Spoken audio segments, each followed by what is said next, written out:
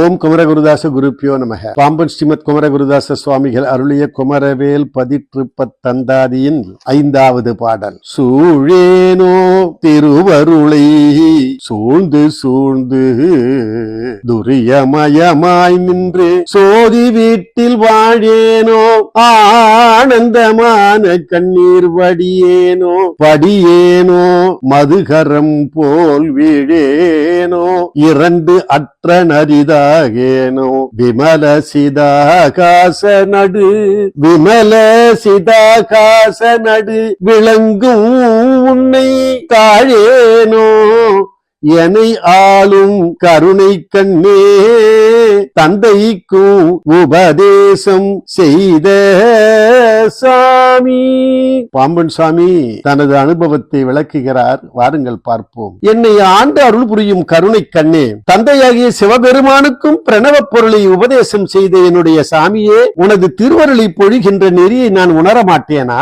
அவ்வாறு உணர்ந்து அந்நெறியை கடைபிடித்து வாழும் அன்பர்களை தொடர்ந்து நட்பு பூண்டு அந்த நெறியை மீண்டும் மீண்டும் பழக்கப்படுத்திக் கொண்டு அந்நெறியில் வாழ்வதற்கு முயற்சி செய்து துரியமயமாய் பிரகாசமாய் உள்ள சோதி வீட்டில் வாழ்ந்திட முனைவேனோ? அந்த முயற்சியில் வெற்றி பெற்று ஆனந்த கண்ணீர் எனது கண்களில் இருந்து வெள்ளமென வாராதோ? அப்படி வெள்ளமாய் வருகின்ற ஆனந்த கண்ணீரில் மூழ்கி கழித்திட மாட்டேனா?